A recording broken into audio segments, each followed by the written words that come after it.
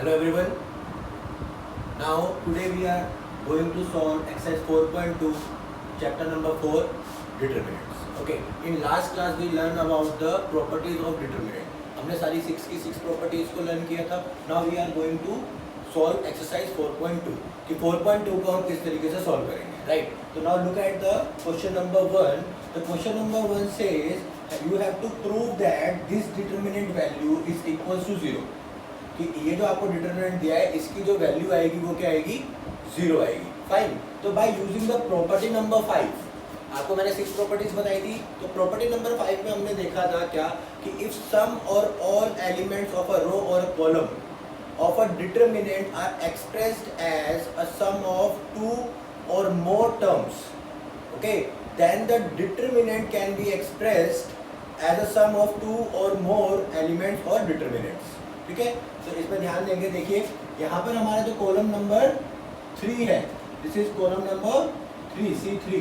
इसके जो एलिमेंट्स है ये 2 और 2 से ज़्यादा टर्म्स के सम और सम से बने हुए हैं. तो we can express this determinant into 2 और मोर डिटरमिनेंट्स लाइक दिस. तो प्रॉपर्टी नंबर 5 की हेल्प से हम क्या कर सकते हैं, इसको 2 सम्स में डिवाइड कर सकते हैं, x, y and z, a, b, c, and we will take here x, y, z plus x, y, z, a, b, c, a, b, c. Okay. तो यहाँ पे हमने इसका जो लेफ्ट हैंड साइड कंसीडर किया और इस डिटरमिनेंट को 2 डिफरेंट डिटरमिनेंट्स में डिवाइड कर लिया, जिसके एलिमेंट्स हमारे C3 के एलिमेंट्स 2 टर्म से मिलकर बन रहे हैं. तो हमने उसके एलिमेंट्स को 2 टर्म्स में डिवाइड कर लिया and the remaining 2 columns are remain same in both the determinants. दोनों डिटरमिनेंट्स वो क्या रहेंगे, सेम रहेंगे. Fine. And by using property number 2, if any 2 rows और columns of any determinant are identical then the determinant value is 0. तो यहाँ पर हमारा C1 is equals to C3, right? And here C2 is equals to C3. So there C1, all the corresponding elements of C1 is equal to all the corresponding elements of C3. And here all the corresponding elements of C2 are same as all the corresponding elements of C3. तो hence क्या हो जाएगा आपका, यहाँ पर इसकी value भी determinant की 0 हो जाएगी बाय द प्रॉपर्टी नंबर 2 और इसकी भी वैल्यू क्या हो जाएगी, 0. तो वी हैव 0. तो it is equals to right hand side. Hence we can show that the value of this determinants is 0. तो इजी था. तो बाय यूजिंग द प्रॉपर्टीज, आपको इस डिटरमिनेंट को ओपन नहीं करना है. आपको bye using the properties of the determinant, जो हमने 6 प्रॉपर्टीज लर्न करी है, उनका यूज करके आपको क्या करना है, इसकी value find. Now we are going to solve question number 2. It is same like question number 1. okay. So question number 1, 2, 3, 4 and 5 are totally based on the same type. okay. तो आपको सारे के सारे क्वेश्चन सेम टाइप से ही करने हैं. मैं आपको क्वेश्चन नंबर 2 सॉल्व करके दिखा रहा हूँ and it is your work to solve question number 3, 4 and 5. If अगर आपको कोई प्रॉब्लम आती है क्वेश्चन नंबर 3, 4, 5 में, तो आप मुझे बताएंगे, मैं आपको उसकी वीडियो बना के फिर से शेयर करूँगा. तो please send your comments, right. This one is like this. आपके पास ये है. तो फर्स्ट हम इसके ऊपर अप्लाई करते हैं अपना एलिमेंट्री ऑपरेशन. ओके. जो हमारी प्रॉपर्टी नंबर 6 थी, अगर मैं यहाँ पर कर देता हूँ R1 gives R1 plus R2 plus R3. Look, ऐसा मैंने किया क्यों, क्योंकि तीनों के अंदर अगर मैं सम करता हूँ तो देखेंगे आप A minus B plus B minus C plus C minus A, और values R be cancelled out. So the first term becomes 0. Similarly second term also and third term also is 0, and the remaining 2 rows are same because हमने जो rule apply किया है वो R1 पे किया है. ठीक है बेटा. तो ये क्या हो जाएगा आपका, 0 हो जाएगा, राइट. तो now look at the, if any row और एनी कॉलम, ठीक है, उसके अगर सारे के सारे एलिमेंट 0 बन जाते हैं तो हमारा फाइनल आंसर क्या आता है, 0. ओके. आप एक्सपेंड विद रिस्पेक्ट टू 0 कर लो, R1 कर लो. If you can expand with respect to R1, तो पहला एलिमेंट 0 तो उसका सब डिटरमिनेंट भी 0 हो जाएगा. Similarly second element, third element में भी वो 0 ही हो जाएगा. तो इस तरीके से क्वेश्चन नंबर 2 को सॉल्व कर सकते हैं। Question number 3, 4 and 5 is same like this. तो आपको इन्हीं प्रॉपर्टीज का यूज करके क्वेश्चन नंबर 3, 4 और 5 भी सॉल्व करना है। Now the question number 5 is you have to prove that the value of this determinant is equal to 2 times of the value of this determinant, right?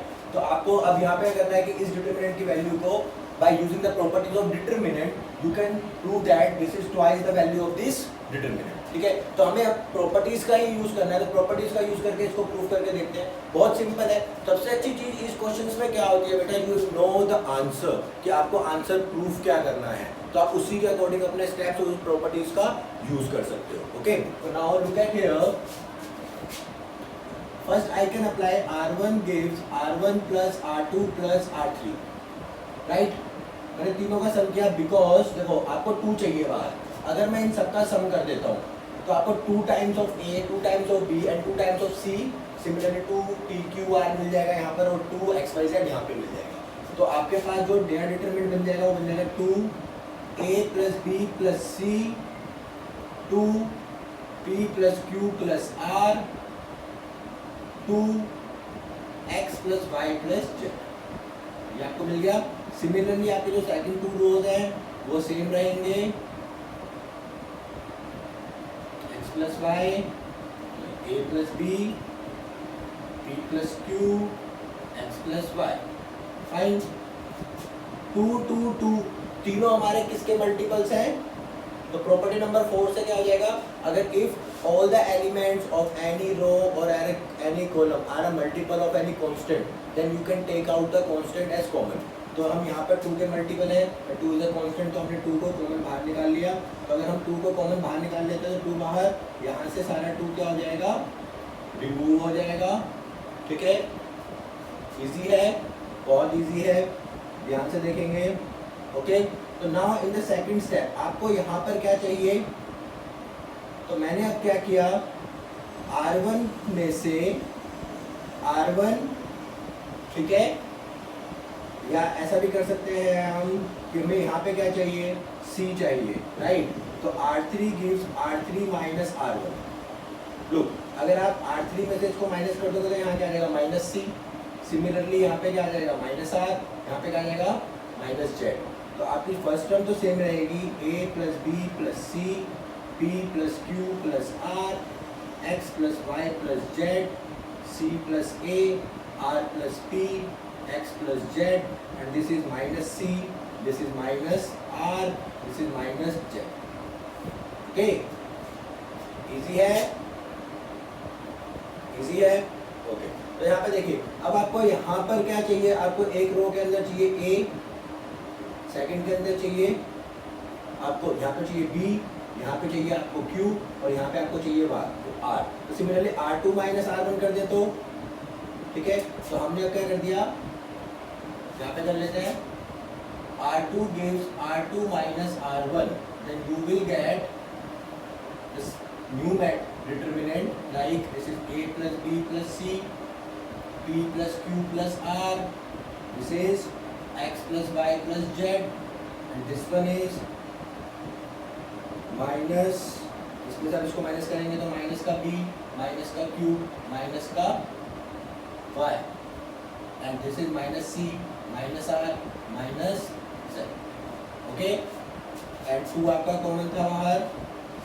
Now we can change into, अब देखो अगर मैं इसमें से इन दोनों को तीनों को ऐड कर दूँ, यहाँ मिल जाएगा हमको A, P, X। तो R1 gives R1 plus R2 plus R3, then we will get, look here, क्या मिल जाएगा हमें बच्चा, A, B, C, B, sorry, A, P, X, A, B, Q, Y negative, and यहाँ पे आ जाएगा minus C, minus R and minus, okay.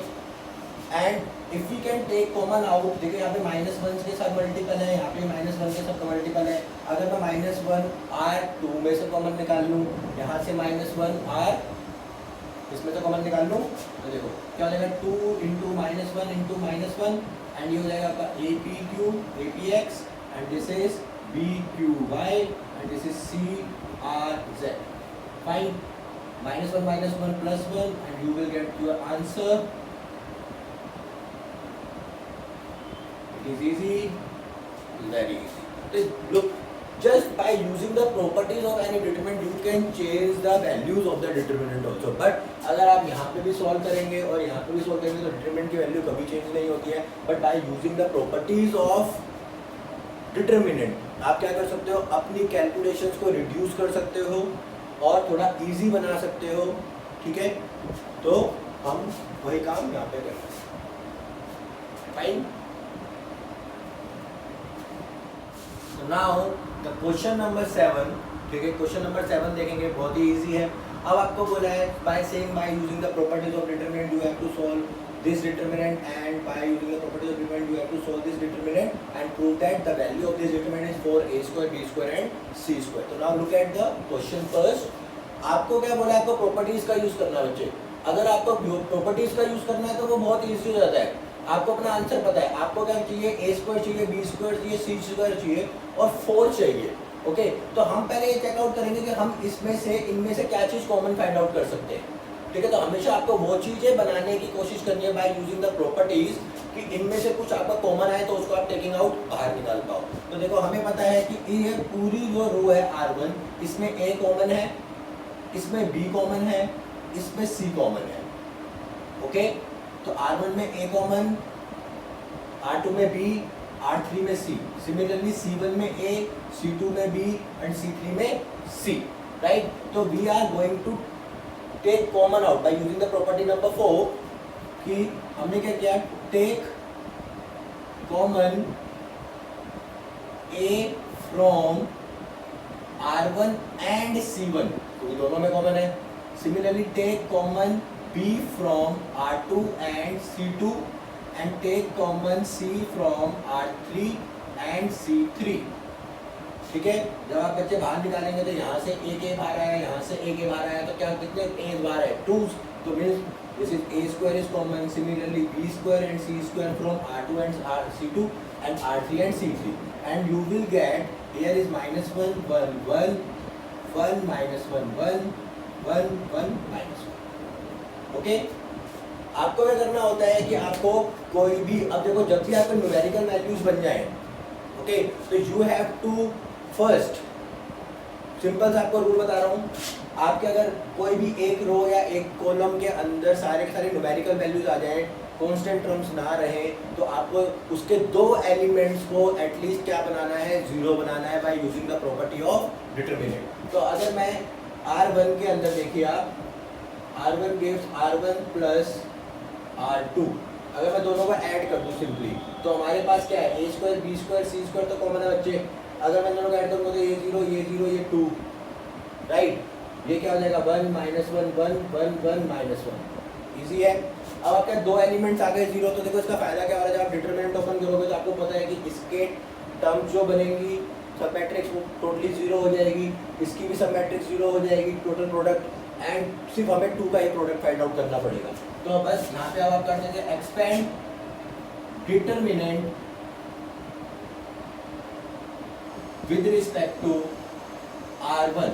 तो आपने R के रिस्पेक्ट में इस डिटरमिनेंट को ओपन कर लिया, तो आपका क्या हो जाएगा, this is a square b square c square. आपको पता है R1 के रिस्पेक्ट में करोगे तो फर्स्ट टर्म 0, सेकंड टर्म भी 0, but this is from negative because second term आपका नेगेटिव होता है, प्लस 2 इंटू इसकी सब मैट्रिक्स है, this multiply this is 1, this multiply this is -1. Okay, तो now this is 2 plus into 2, this is 4, तो this is 4 a square b square and c square. Now hence prove. इसी था. तो bye using the properties, आपको बस properties learn होना बहुत जरूरी है. अगर प्रॉपर्टीज लर्न होंगे तो आप बहुत इजीली इस क्वेश्चन को फाइंड आउट कर सकते हैं. बाय.